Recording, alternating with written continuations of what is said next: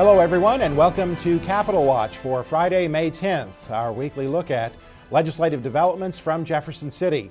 And joining us from our offices in Jefferson City is our Associate Executive Director for Advocacy and our Chief Lobbyist, Mike Reed.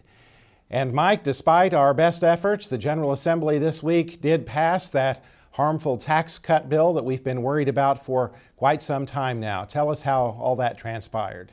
Yes, the tax cut bill passed the Senate and the House on Thursday, and it is a tax cut that is spread out over, part of it is spread out over 10 years, part of it is spread out over 5 years.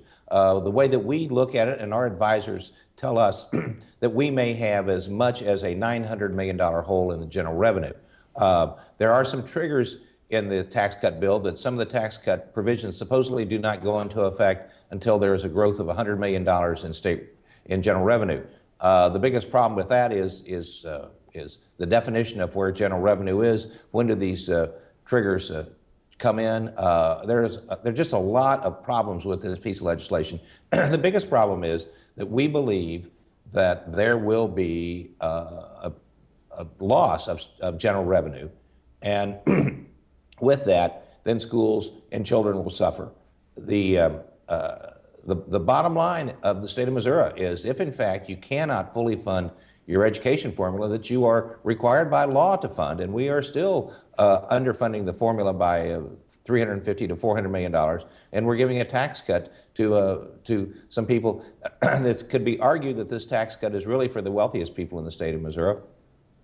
And just the way that it's coming about, we're very afraid that there will be holes in general revenue, and the students will suffer because, again, we will not have the money to fully fund public education in this state. And Mike, this measure has really long-term implications, doesn't it, for funding for many years to come? Oh, yes. This is funding, as I said, this is phased, part of it's phased in over 5 years, part of it's phased in over 10 years. And the 10-year projections look like there will still be some very massive holes in the state budget. So this has long-term effect on the students in Missouri. All right, Mike, and so the bill has passed the General Assembly. It, of course, now goes to Governor Nixon's desk, and he will have the option of either signing it or vetoing it. Should he veto it, then would there be an override attempt? Yes, if he vetoes it, then the override attempt, we anticipate the override attempt will come in September during the veto session. So that's we will be working all summer to inform our viewers and our members on the effects and give them the projections on how this really impacts students in their district. And Mike, on the House vote that occurred on Thursday, it was not enough to override the veto. Is that correct? No, there were 103 people who voted for it. And so that is not enough to override the veto. So we will, again, keep working all summer to make sure that there are not enough votes to override the governor's veto. Another issue that occurred this week, Mike, was Senate Bill 125, a bill that dealt with educator evaluations, a very poorly drafted bill. What happened on that? Yes, Senate Bill 125 was taken up late on Wednesday night, and there was an amendment that was offered and accepted that took out the teacher evaluation, and the only evaluation was evaluations for principals. That amendment was adopted with 82 votes. Then there was a couple of other tweaking amendments on that. However, the bill went down and was defeated. Actually, the defeat came with the acceptance of the conference committee substitute. This is a procedural matter, and the conference committee substitute was not accepted, so therefore the bill was, quote, laid over. We could see this bill come back again in another form before session's over with, but it would, if it does, I think it will look very similar to the bill as it came over from the Senate. That bill dealt with teacher tenure and tenure for employees in the St. Louis City public school system. The General Assembly this week, Mike, also dealt with the state budget and in fact had to approve the state budget this week. How did that unfold?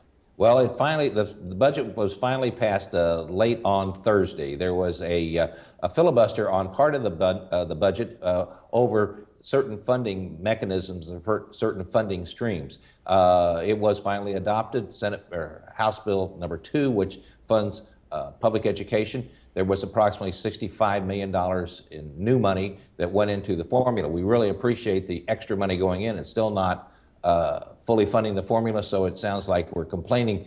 I'm not ever going to complain if we get more money, and we did get more money, and we really appreciate all the work that is being done to keep funding education in the state of Missouri. That's what scares us, such that we're cutting taxes, and so our funding source from the state may go down, and that's very worrisome. But the budget was passed with some extra money for elementary and secondary education. We're very appreciative of that.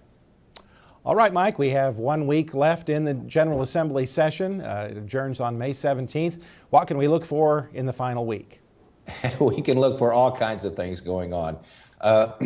I'm relatively sure that we will see this next week the passage of the Sunshine Law bill that we've been working on so hard to make sure that plans can be kept confidential, and which now there's some problems with that. I think that bill will be passed. I think there'll be some other bills looking at education situations. There's a bill dealing with the Common Core standards that will be at least given a shot in the House to see what happens with that. There's just going to be all kinds of interesting things happening this next week.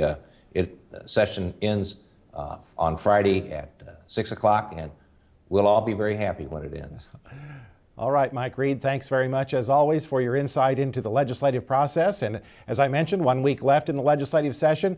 Next Friday, on May 17th, we will not be issuing our Legislative Voice newsletter, nor will we be producing this Capitol Watch program. Instead, we'll be waiting till the following week, where we can send you a summary Legislative Voice edition with all the bills that passed and failed related to education. And we'll also be producing a special edition of the Capitol Watch program reviewing the session of the General Assembly. During the coming week, if issues come up that merit action, we will be sending you critical issue alerts, so look for those in your email this coming week. Thanks a lot for joining us, and we hope you join us again for our final edition of MSBA's Capitol Watch for the current legislative session.